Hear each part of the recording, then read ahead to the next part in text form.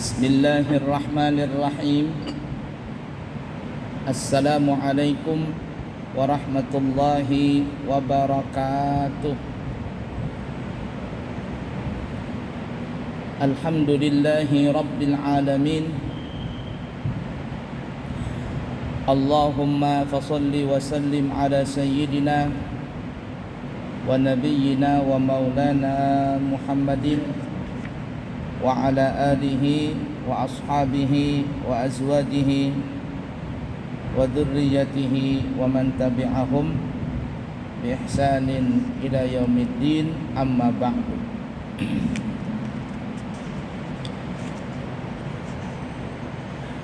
Mari kita lanjutkan pelajaran kita di dalam kitab Qisasul Anbiya, kisah para nabi dan rasul,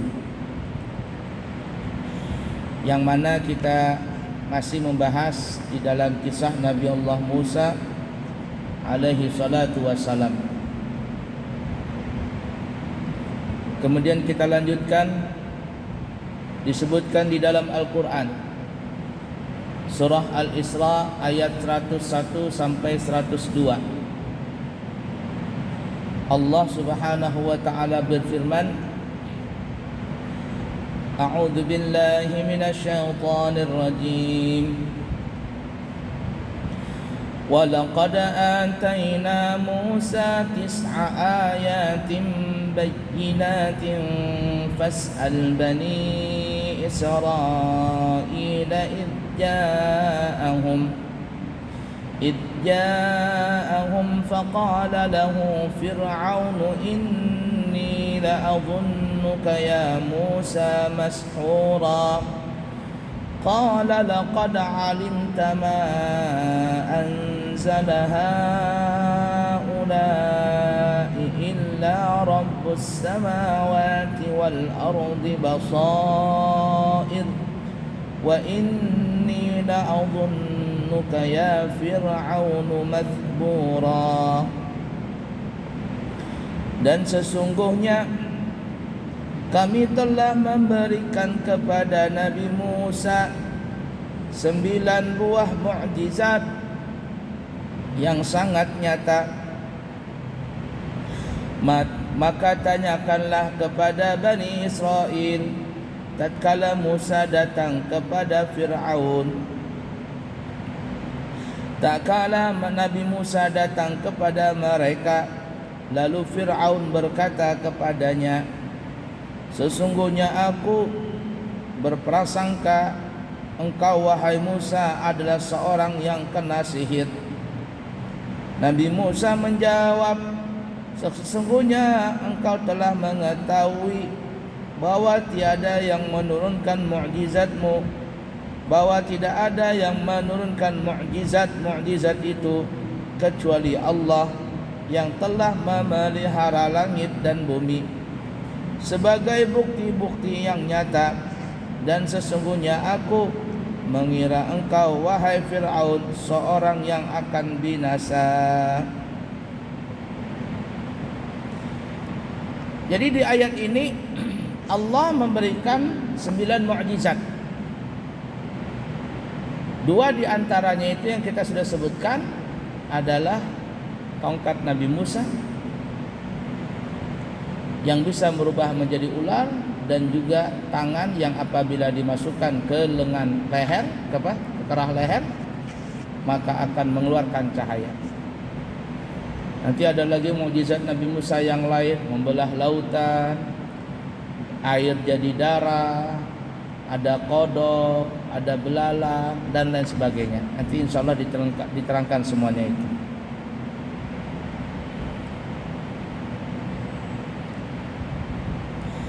Dan juga disebutkan dalam surah Al-A'raf ayat 130 sampai 133. Allah menceritakan kisah Nabi Musa dan Fir'aun.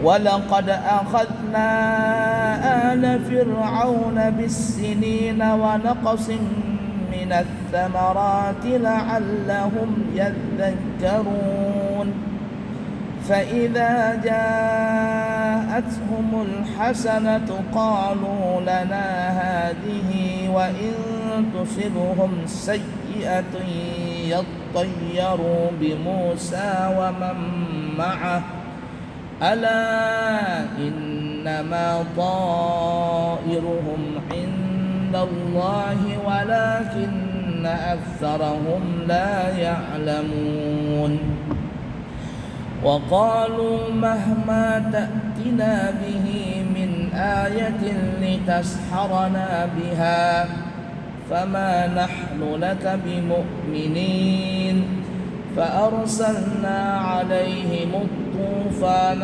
والجراد والقمل والضفادع والدم آيات مفصلات فاستكبروا وكانوا قوما مجرمين.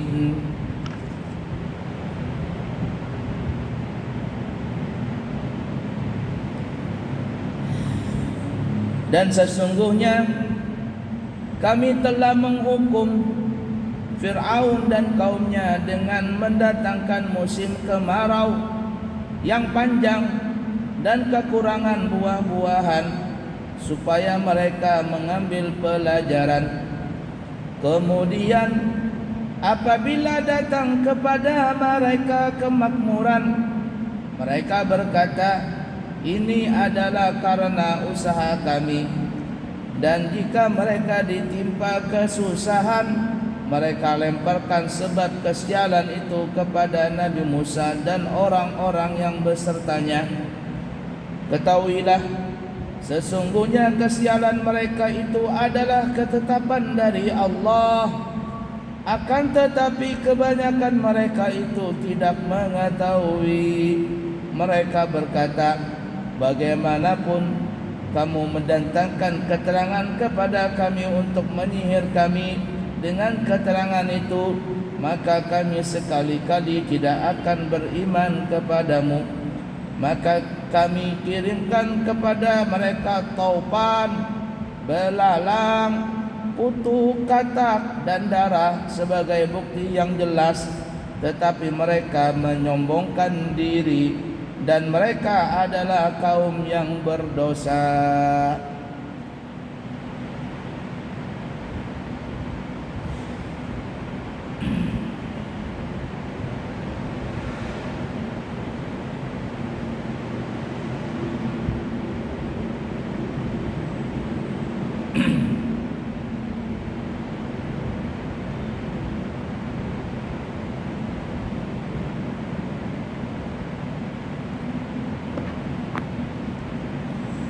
Nah, di sini tadi diterangkan ada tambahan ya, mukjizat Nabi Musa, yaitu pertama Allah kirimkan angin topan, kemudian belalang, kemudian ada kutu, ada kodok atau katak, ada darah, dan kemudian tadi ditambah dua, yaitu tongkat jadi ular dan juga tangan bercahaya. Kemudian ditambah tadi yang pertama, yang tadi juga itu ada kemarau. Kemudian yang kesembilannya nanti adalah membelah lautan.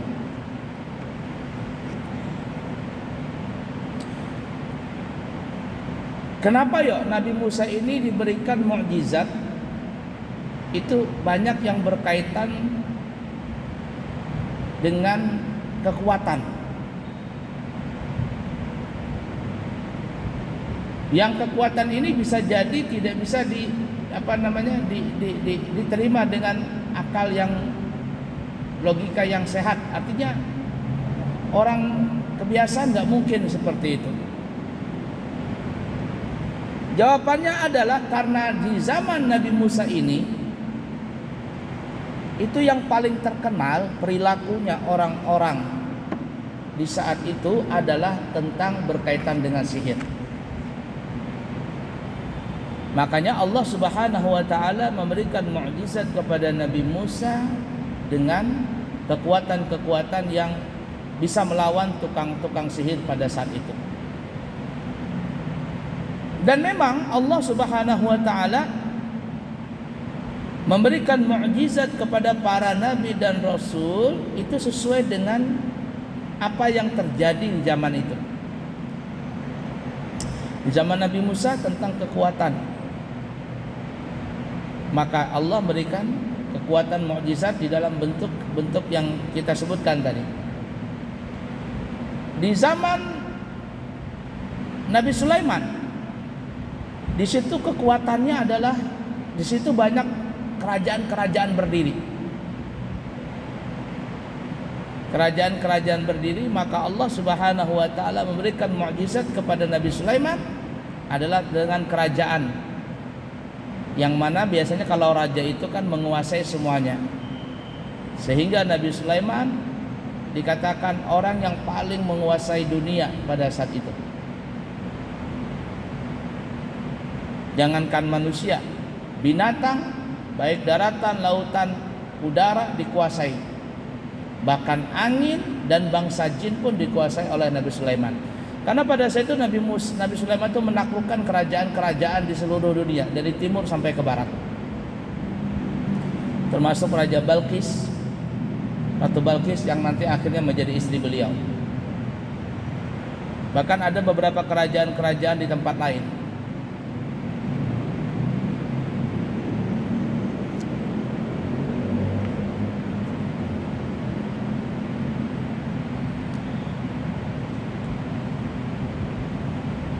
Ada dikisahkan, kisah Israiliyat, Nabi Sulaiman itu mengajak satu kerajaan di satu pulau di tengah lautan. Pulau ini dikatakan namanya Pulau Saidun. Ada yang mengatakan Pulau Saidun dikuasai oleh seorang raja yang mereka itu menyembah selain Allah Ta'ala. Entah apa agamanya, apakah mereka menyembah patung dan sebagainya, wallahu alam. Kalau Ratu Balqis kan menyembahnya adalah matahari. Ratu Balqis itu ada di Yaman ya. Saya pernah ke sana, ke peninggalan Ratu Balqis di daerah Ma'rib namanya. Ma'rib. Di waktu tahun 2000 sampai 2005 itu ada gambar uang 500 real atau berapa, saya lupa itu. Kalau nggak salah 500 real. Itu gambarnya adalah gambar kerajaan Ratu Balqis namanya di daerah Ma'rib. Sampai sekarang tuh masih ada tempat itu. Dan itu tempat kerajaannya Ratu Balqis. Nah, saya sedikit menyimpang cerita nih ya. Al-Kisah di kisah Israiliyat ada satu pulau namanya Pulau Saidun yang dikuasai oleh seorang raja. Maka Nabi Sulaiman mengirim surat kepada mereka untuk masuk ke agama Allah Ta'ala. Tapi ternyata raja di Pulau Saidun ini dan seluruh pasukannya tidak ada yang mau beriman. Ya karena semuanya tergantung raja. Akhirnya Nabi Sulaiman pun memerangi pulau tersebut, kerajaan itu. Ya, kerajaan itu di Pulau Saidun namanya tadi. Menanglah Nabi Sulaiman, karena Nabi Sulaiman kan punya pasukan luar biasa, bangsa jin, ikan, binatang darat, semuanya menyerang. Apalagi kalah kerajaan Saidun ini. Terbunuhlah sang raja tadi. Kemudian ditawanlah yang masih hidup, ditawan. Termasuk salah satu tawanan itu adalah anaknya sang raja, seorang perempuan. Karena dia seorang anak raja, ya tentulah cantik lah ya. Itu biasa, namanya juga anak raja. Bapaknya mati, terbunuh, dikuasai raja tadi, dan Nabi Sulaiman pun menawan tawanan-tawanan di situ, termasuk anaknya raja. Akhirnya Nabi Sulaiman ini pun menikahi putri raja tadi. Dinikahi. Ya tentulah senanglah putri raja kan ya, walaupun bapaknya meninggal dunia, tapi dia mendapatkan seorang suami yang seorang king of dunia, artinya raja dunia pada saat itu.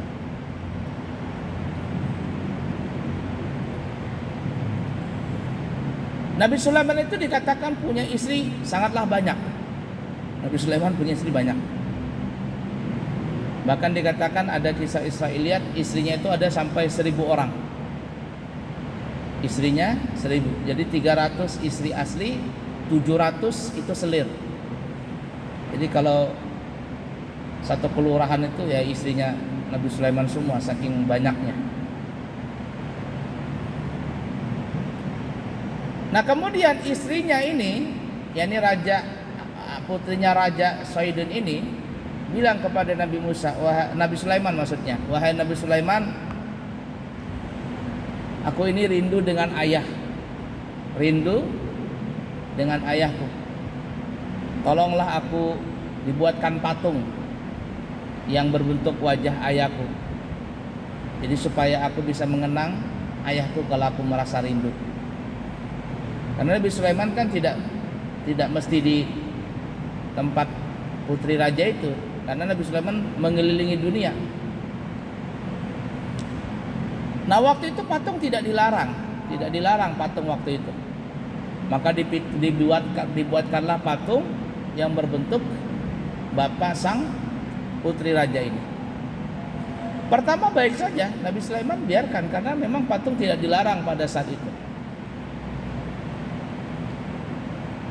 Hari berganti hari, minggu berganti minggu, si anak raja ini pertama minta dibuatkan patung itu sebagai kenang-kenangan. Kalau dia merasa rindu dengan ayahnya, dia pandang patung ayahnya. Tapi lambat laun, sang putri ini menjadikan patung itu sebagai sesembahan, sebagai berhala. Dan inilah yang di agama kita sekarang dilarang itu orang Islam memajang patung di rumah. Karena patung itu biasanya tempat sarang jin. Jadi kalau ada patung itu menjadi sarang jin di rumah kita itu. Patung itu menjadi sarang jin.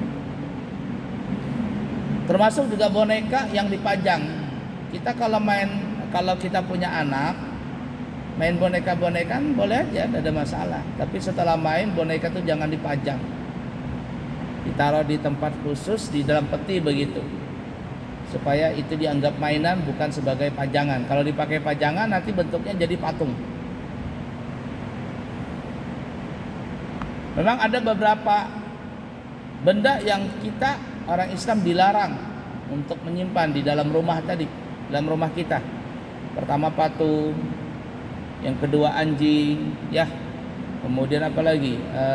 Ada yang mengatakan pohon Natal itu jangan dipasang di dalam rumah. Dan masih banyak lagi lah ya larangan-larangan itu. Nah jadi patungnya bapaknya si putri raja ini dijadikan sesembahan.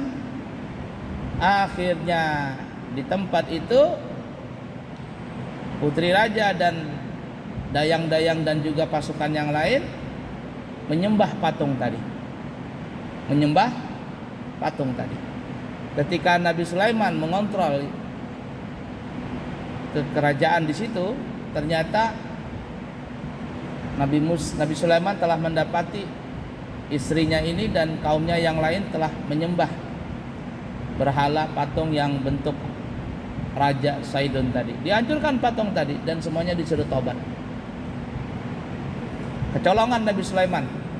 Nah itulah kita ini terkadang punya istri ini bisa membuat rugi kita, tapi juga bisa membuat hoki kita. Nah setelah kejadian itu, Nabi Sulaiman pernah ingin masuk ke kamar mandi. Beliau mempunyai cincin. Cincin itulah yang membuat Nabi Sulaiman sakti. Ada yang mengatakan batunya jamrud, tapi sebenarnya bukan batunya itu yang bikin sakti, tapi ada tulisan La ilaha illallah Muhammadun Rasulullah di cincin itu.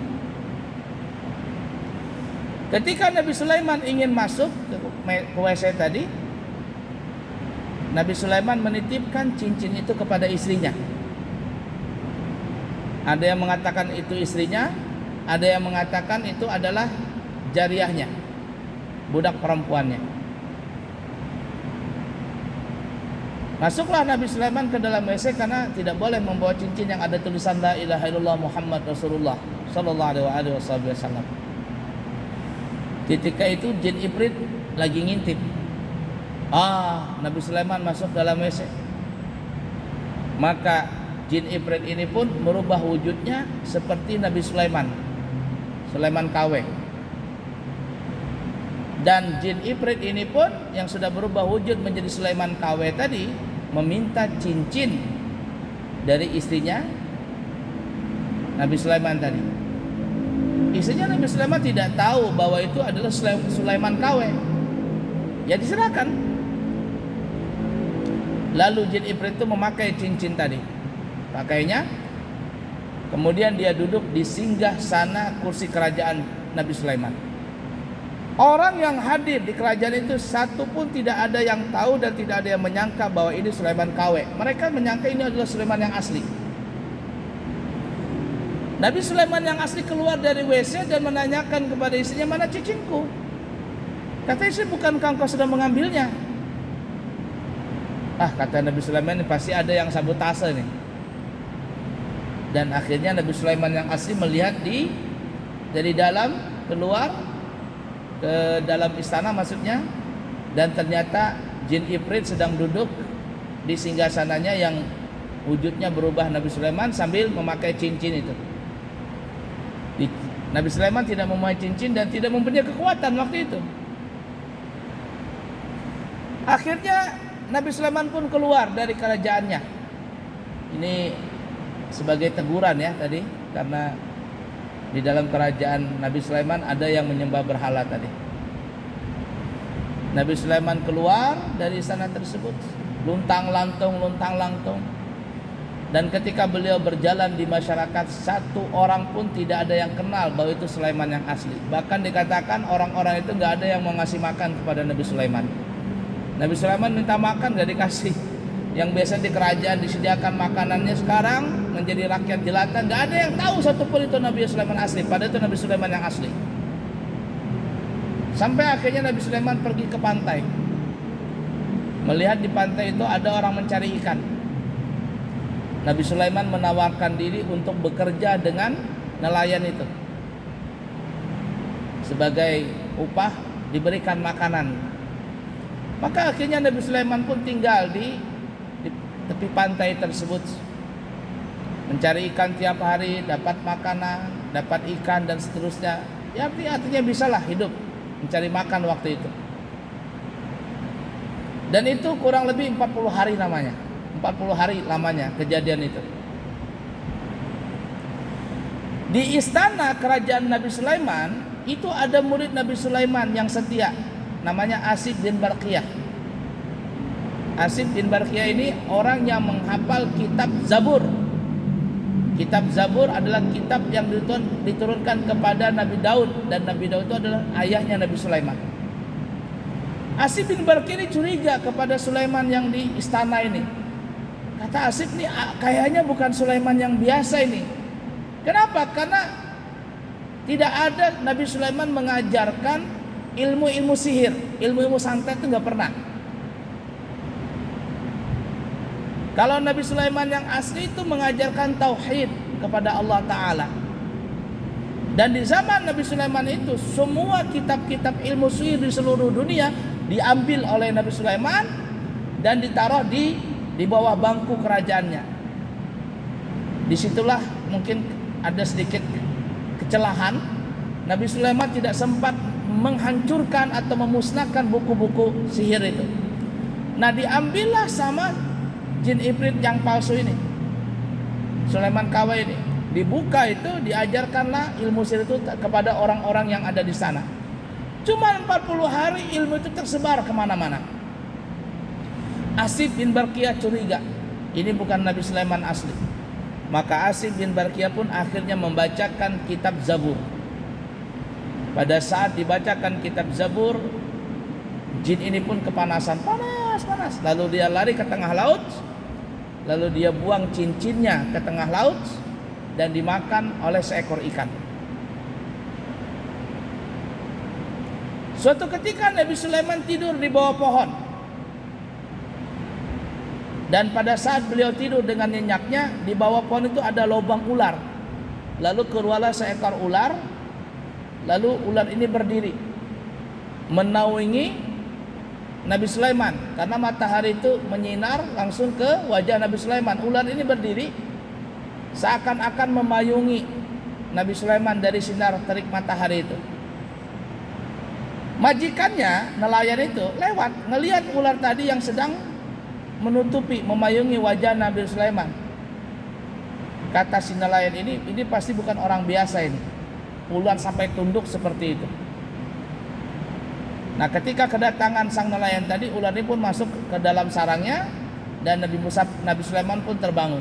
Ditanya oleh bosnya ini, oleh nelayan ini, "Siapakah engkau sebenarnya?" Kata Nabi Sulaiman, "Aku adalah Sulaiman, raja saat ini." Kata nelayan ini, "Bukankah Sulaiman itu ada di kerajaan?" "Oh, itu bukan Sulaiman, itu jin ibrit. Sulaiman yang asli adalah aku." "Kok bisa seperti ini?" Nabi Sulaiman cerita. Oh, begitu. Lalu si nelayan ini menawarkan kepada Nabi Sulaiman untuk menikah. Nabi Sulaiman, apakah engkau kepingin menikah dengan putriku? Supaya ada yang memberikan makan kamu, memasakkan kamu, kasihan kamu bujangan di sini. Kata Nabi Sulaiman, boleh. Maka sang nelayan ini menikahkan anak perawannya kepada Nabi Sulaiman. Dikatakan anak nelayan ini kulitnya hitam legam, orangnya hitam. Tapi Nabi Sulaiman gak apa-apalah, ini istri yang baik. Walaupun dia tidak secantik istrinya di istana, tapi istrinya ini sangatlah baik hati. Nah, di suatu hari setelah menikah, Nabi Sulaiman pergi nelayan, pergi cari ikan, mancing di laut. Mancing-mancing dapat ikan, dan salah satu ikan yang didapat adalah ikan yang memakan cincin yang dilemparkan oleh jin tadi ke laut. Kembali ke daratan, Nabi Sulaiman menyetorkan itu kepada mertuanya. Lalu kata mertuanya, "Hai Nabi Sulaiman, ambillah beberapa ekor ikan, bawalah ke rumah, suruh istrimu masak." Nabi Sulaiman pun akhirnya membawa ikan tadi, diberikan kepada istrinya, dibersihkan ikan tadi. Ternyata ada cincin di situ, dan istrinya pun menyerahkan cincin itu kepada Nabi Sulaiman. Nabi Sulaiman kaget, "Loh, kok cincinku ada di sini?" Dipakailah cincin itu. Dan ketika dipakai maka berubahlah kewibawaan Nabi Sulaiman, berubah menjadi besar dan menjadi wibawa lagi Nabi Sulaiman. Istrinya pun melihat kagum, mertuanya pun kagum, semuanya tunduk, semuanya jadi tunduk.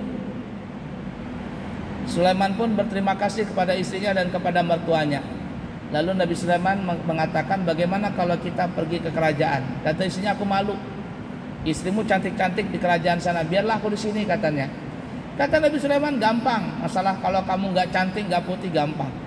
Maka Nabi Sulaiman pun mendoakan dengan berkat cincin la ilaha illallah Muhammad Rasulullah itu, maka isinya yang hitam legam berubah menjadi putih, kata orang zaman sekarang glowing. Akhirnya dibawa yang ke istana. Ini Allah memberikan mukjizat kepada Nabi Sulaiman dengan kerajaan, karena waktu itu banyak kerajaan-kerajaan semuanya ditaklukkan oleh Nabi Sulaiman. Di zaman Nabi Isa alaihi salatu wassalam, di zaman itu terkenal dengan ilmu kedokteran. Ada 3 penyakit yang tidak bisa disembuhkan. Penyakit buta, penyakit baros atau penyakit yang lepra, daging boros busuk. Nah, kemudian juga kematian, itu gak bisa diobatin sama dokter. Gak ada obatnya zaman dulu. Buta gak ada obatnya. Penyakit kusta atau apa gitu, lepra, nggak ada obatnya. Na'udzubillah min dzalik, nasallallahu alaihi. Dan yang ketiga, kematian. Datang Nabi Isa diberikan oleh Allah mukjizat tentang ilmu kedokteran. Penyakit apapun sembuh di tangan Nabi Musa. Syaratnya cuma satu, beriman kepada Allah Ta'ala, selesai, sembuh penyakitnya. Itu terkenal di masa itu dengan ilmu kedokteran. Allah berikan mukjizat kepada Nabi Isa, ilmu kedokteran. Di zaman Nabi kita Muhammad sallallahu alaihi wasallam saat itu terkenal dengan syair-syair, bait-bait syair.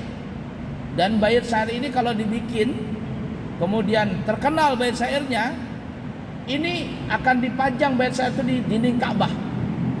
Dan bait syair itu kalau dia terkenal itu bisa menghukum seseorang. Menghukum seseorang yang hukuman itu adalah hukuman apa ya? Hukuman masyarakat lah bahasa kitanya. Di mata dengan syair tadi bisa mengangkat seseorang derajatnya di pandangan masyarakat, tapi dengan bait syair itu juga bisa menghinakan seseorang itu di pandangan masyarakat. Jadi bait syair waktu itu lebih tajam daripada pedang. Datanglah Nabi kita Muhammad sallallahu alaihi wasallam membawa Al-Qur'an. Yang Al-Quran ini dari segi bahasa Arabnya yang paling fasih, mantik, balaghah, bayan, semuanya lengkap.